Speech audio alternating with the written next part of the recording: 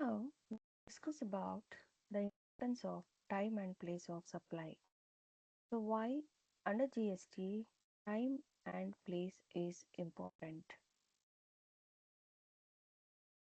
We know that GST is a destination based tax, but what does that mean for a business? It means the tax follows the goods or services to their point of consumption. To make this work, we need two critical markers: time of supply when the liability arises, and place of supply, which determines the jurisdictions of the tax rate. Without these, a business wouldn't know when to pay taxes or whether to charge IGST or CGST or SGST.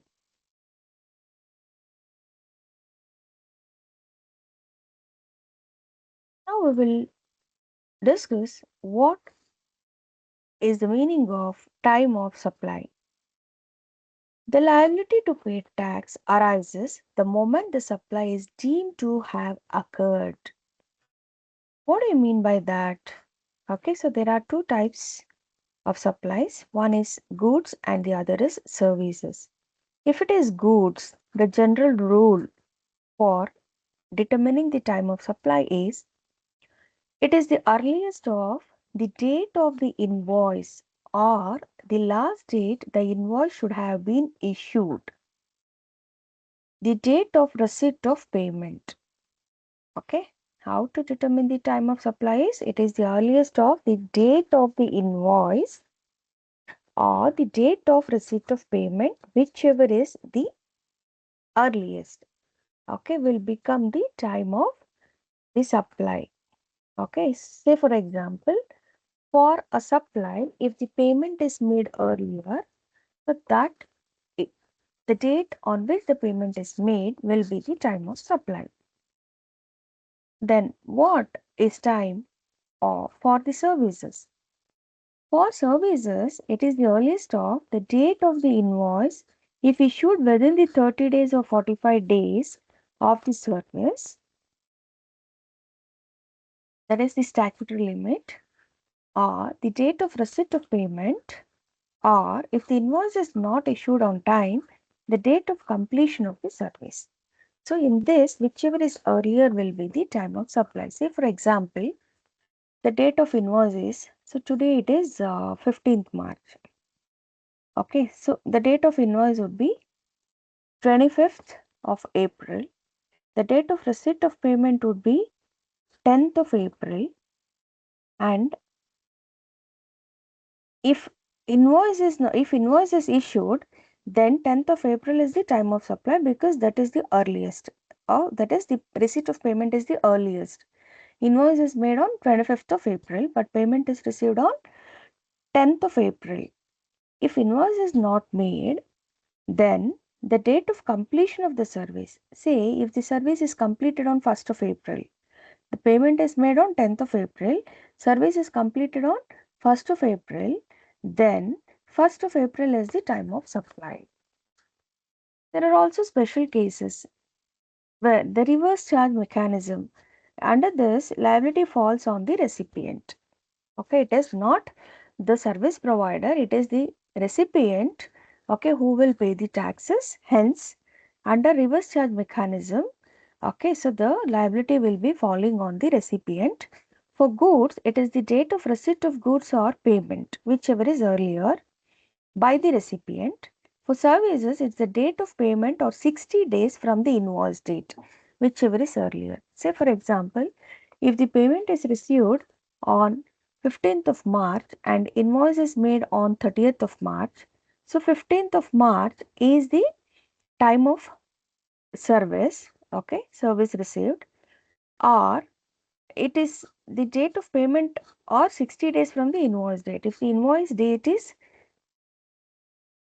31st of March, but still payment is not made, then the date of receipt will be, that is the time of receipt will be, okay, since invoice is made on 31st of March, from 31st of March, okay, within 60 days, okay, will be the time of supply. Okay. So this is about the time of supply. Okay. So now we will look at place of supply. Okay. So what is the how to determine the place of supply?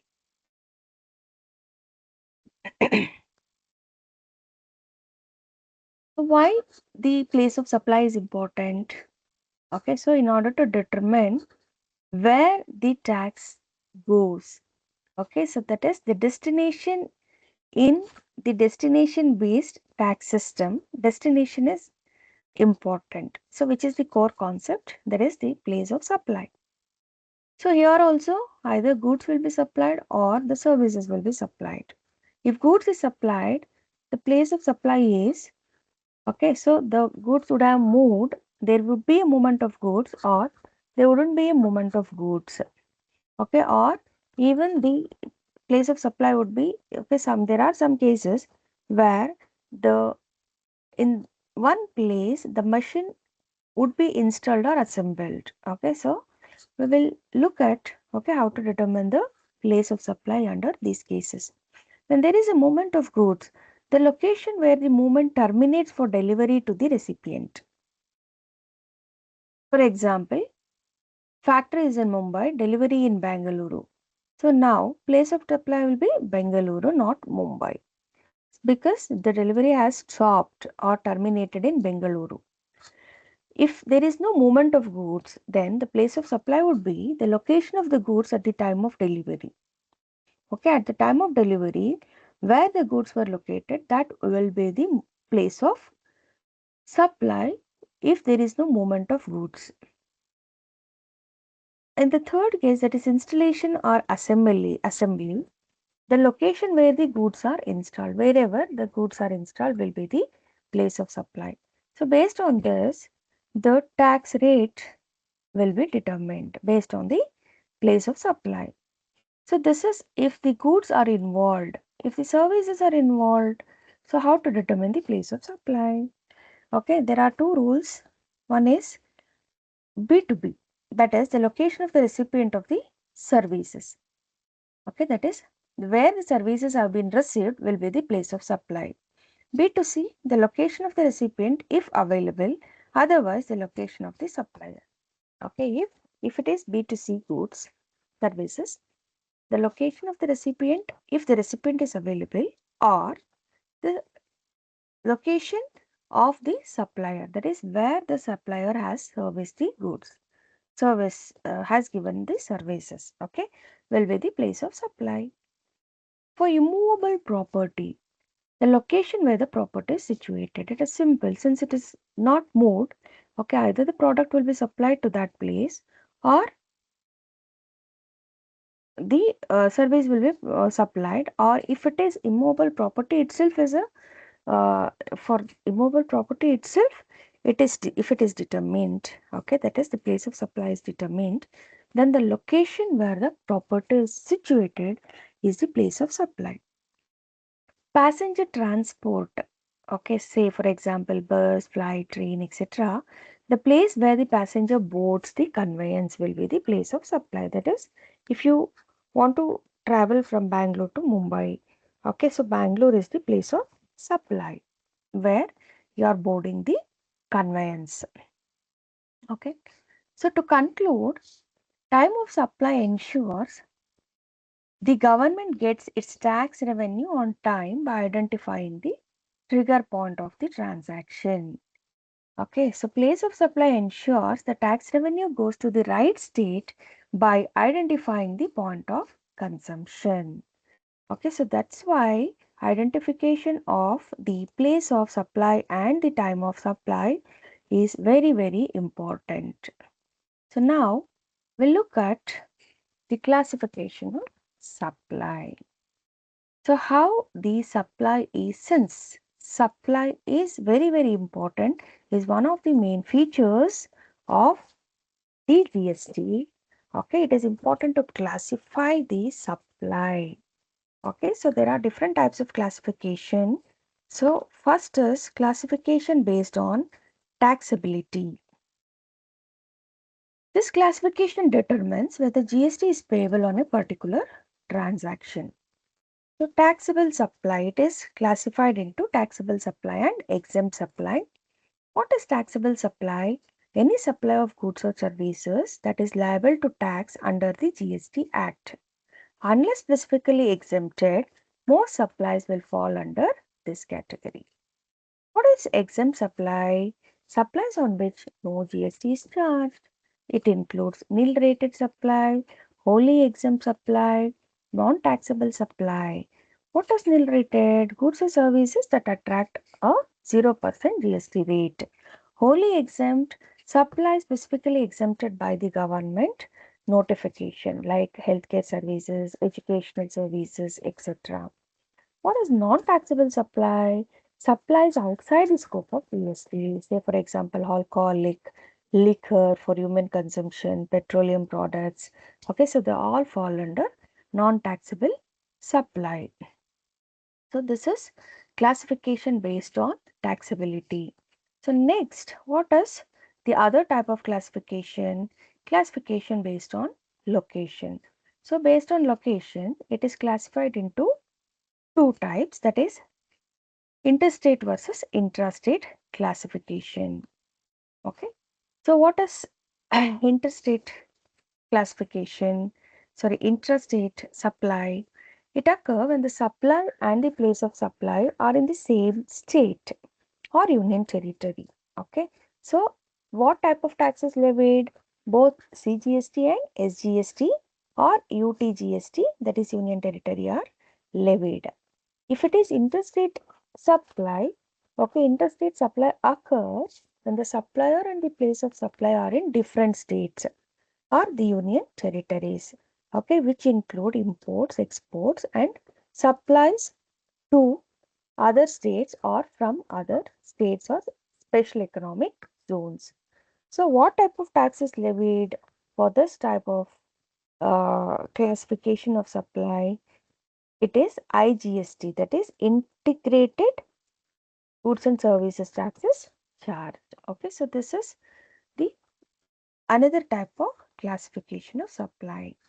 And the next type of classification of supply is classification based on bundling. Okay, so on this basis, it is classified into composite supply and mixed supply. So let us look at what is composite supply, what is its tax treatment, and what is the mixed supply.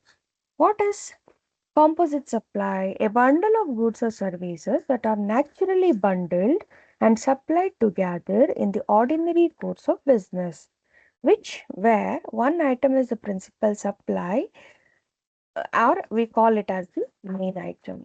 What is the tax treatment for this? The entire bundle is taxed at the rate applicable to the principal supply. Whatever the rate that is applicable for principal supply will be the taxable, the rate of tax. A laptop sold with a charger and a warranty. The laptop is the principal item here. The charger and the warranty are naturally bundled with it. Hence, it is called as composite supply, and the rate of tax that is applicable is whatever the rate of tax that is applicable for the laptop. What is mixed supply? A combination of two or more individual supplies made for a single price that are not naturally bundled. Okay, each item could have been sold separately also. So it is called as mixed supply. What is the tax treatment for mixed supply? The entire bundle is taxed at the highest rate among the items in the bundle. Say for example, a gift hamper containing chocolates, dry fruits, and a toy. Since these are not naturally bundled and could be sold independently also, the entire hamper is taxed at the rate of the item with the highest GST rate in the box. Okay, so this is the type of classification based on the bundling of goods. So I think it is clear about the time and supply, its importance, the time of the time of uh, the supply and the place of the supply. Okay, what is its important and also the classification of supply for the purpose of taxability. Okay, I hope you understood this. Thank you.